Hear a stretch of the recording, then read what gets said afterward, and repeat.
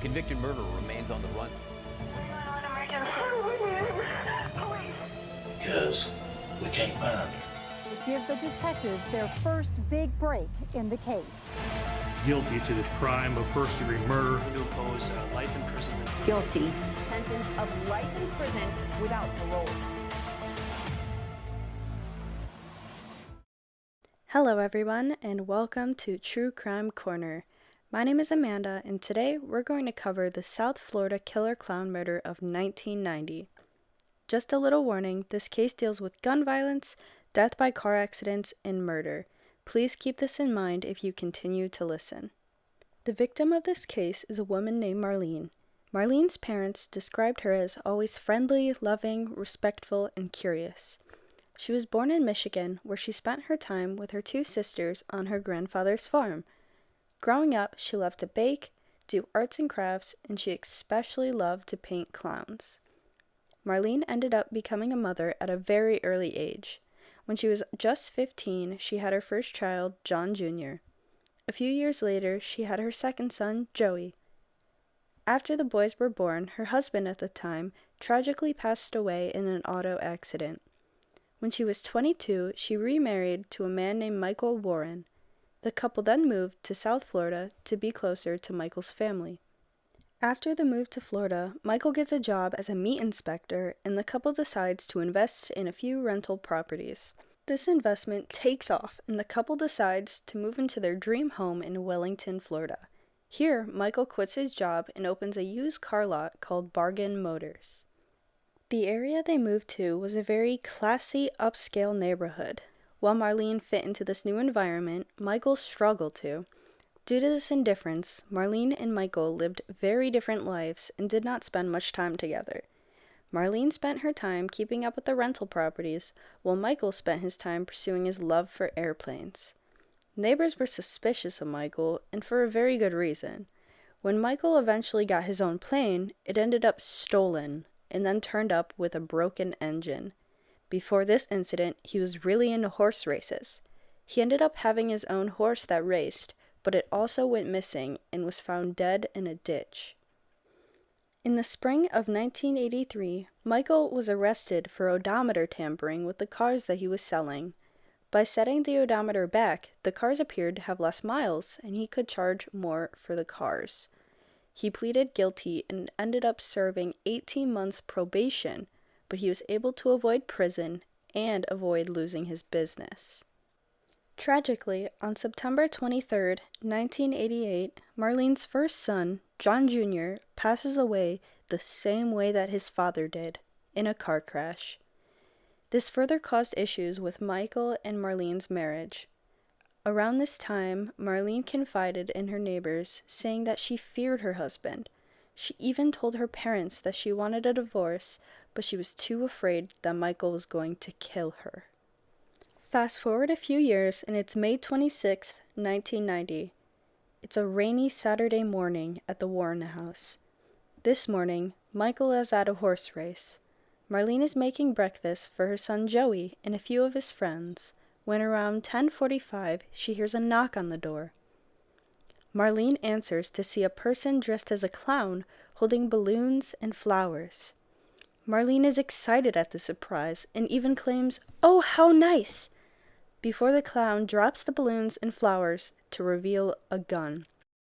Immediately, this person shoots Marlene point blank in the face. Joey hears a gunshot and runs to the door. He sees a clown running away and getting into a white Chrysler LeBaron and sees his mom laying on the ground. Meanwhile, a neighbor, Bill Kramer, was walking his dog when he heard a gunshot. A group of Joey's friends ran over to the man and frantically told him that someone shot Joey's mom. He runs to his wife, who then calls 911. Police and medics arrive at the crime scene, and Marlene is transported to a hospital where she sadly passes away 2 days later. When the police talked to Joey, he could only identify a clown with brown eyes and a stocky build. He also mentioned the white Chrysler LeBaron that the clown fled in. Due to Joey's description, the police were looking for a man. The day before Marlene's funeral, the white car was found in the parking lot of a Winn-Dixie grocery store. Inside the car, they found orange curly fibers and strands of long brown hair. Although Michael is the initial suspect, he had an alibi being at the horse race. As investigators dig deeper into the life of Michael, they discover a new suspect, a woman named Sheila Keene. Sheila was the wife of one of Michael's employees at the used car lot. When they first met, there was an instant connection. When Sheila divorced her husband, her relationship with Michael grows, and allegedly, at the time of Marlene's murder, the two were having an affair. As investigators now look at Sheila's life, they dig up a lot of information.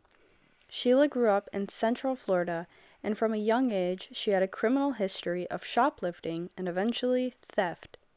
In her mugshots, Sheila is smiling. She eventually ended up marrying a man named Richard, who was 20 years older than her and was also an active member of the KKK. Richard had his own criminal record, serving time for selling marijuana. When he got out, the couple moved, and this is when Richard started working at Michael's used car lot.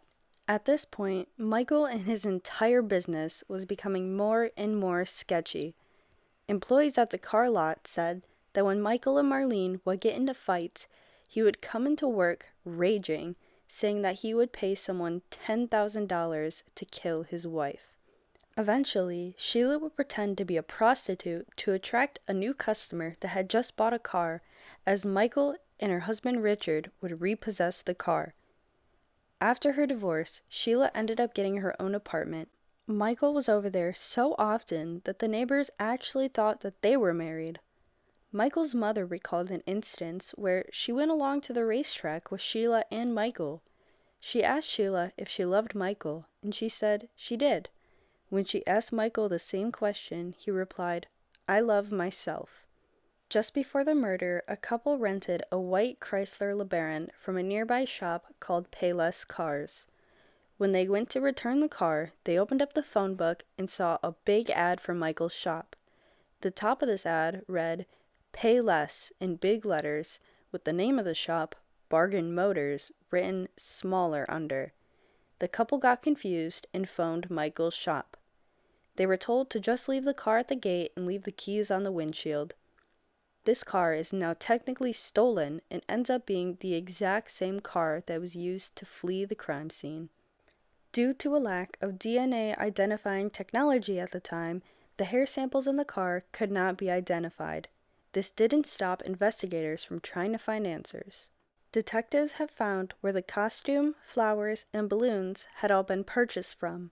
The employees at the costume shop had reported a lady coming in days before the murder, around closing time, desperate to get a costume. She bought a clown costume and face paint. When the ladies working were presented with a police photo lineup, they identified Sheila to be the woman that came in last minute to urgently buy a clown costume. There was a Publix grocery store near Sheila that was the only place that sold the specific balloons found at the scene. One read, "You're the greatest," and the other one had a picture of Snow White on it. The Publix employees also identified Sheila on a lineup as the woman who purchased the balloons, an hour and a half before the murder. The most shocking discovery was finding out that Sheila had a history of dressing up like a clown in her hometown to entertain people. Although Sheila seemed extremely suspicious, prosecutors didn't think they had enough strong evidence to arrest her. About a year later, Michael and Joey go on a radio show to clear Michael's name.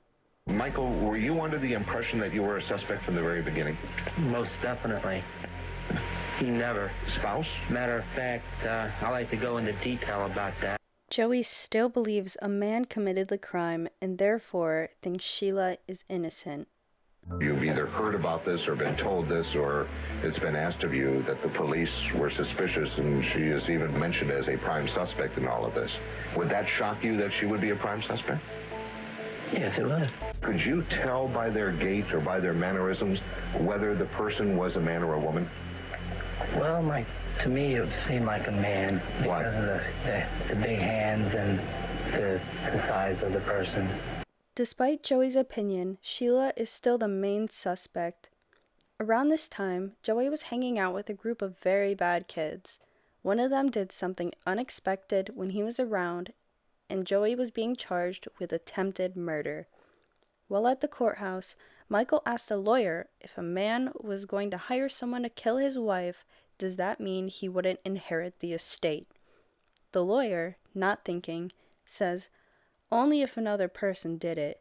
For example, if you wore a clown suit. The lawyer immediately apologizes, but Michael was unfazed by his comment. Also at this time, the secret relationship between Sheila and Michael became more and more obvious. The two ended up taking a vacation to the Bahamas together, where they were spotted at a luxury resort and casino. The other resort guest noticed the weird demeanor between the two and reported it as a tip to investigators. While on their trip, Sheila was quiet and nervous, while Michael was very loud and talkative. At this time, Michael then goes on another radio show. Have you severed all your business ties with Sheila Keene? Is she any longer involved in any of your business? No. Are you still using the Keene Company? I use different repossession companies. All right, but is Keene one of those that you still use? Yes.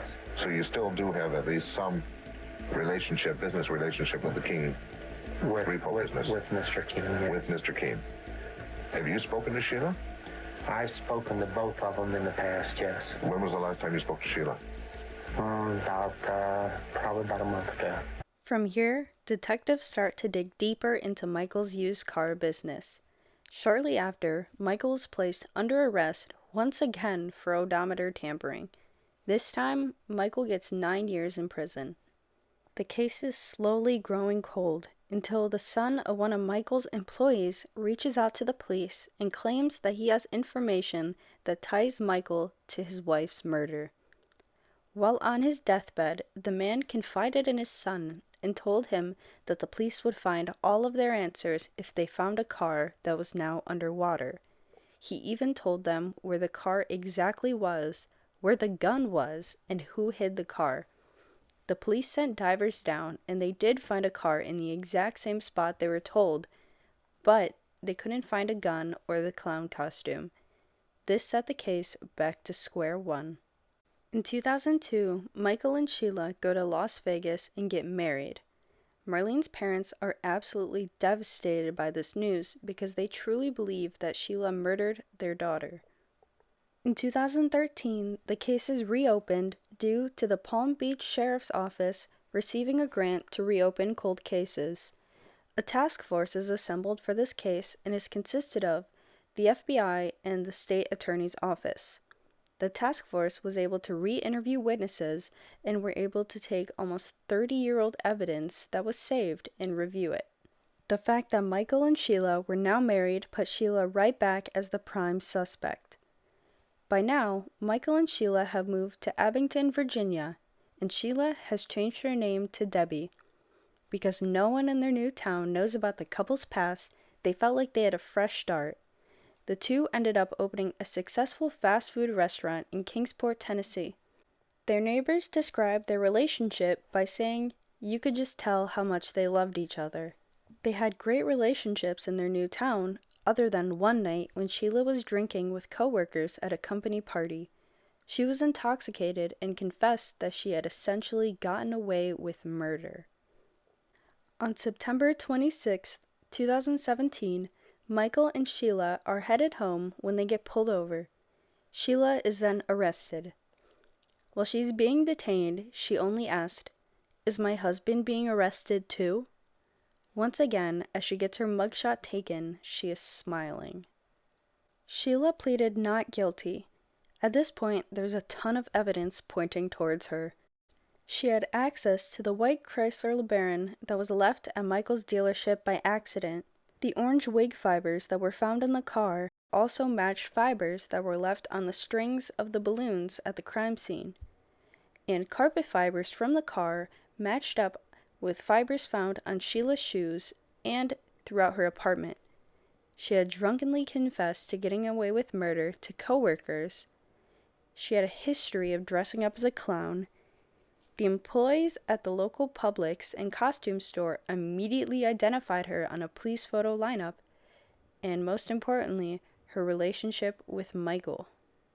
While she was initially incarcerated, she was writing letters to Michael. In these letters, she stated that she truly thinks that she is innocent and that she knows that she won't be found guilty. Sheila ended up taking a plea deal and pleading guilty to second-degree murder. The deal calls for a 12-year sentence, but due to good behavior and significant errors in the way the detectives stored the evidence, Sheila is supposed to be released in September of 2025. And that is the case of the South Florida clown murder of 1990. I found this case just so insane and so interesting, and I would love to hear what you all think. You can find me on TikTok at true_crime_corner. Once again, I would love to hear your opinions, your thoughts, and let me know what case I should cover next. Thank you for listening.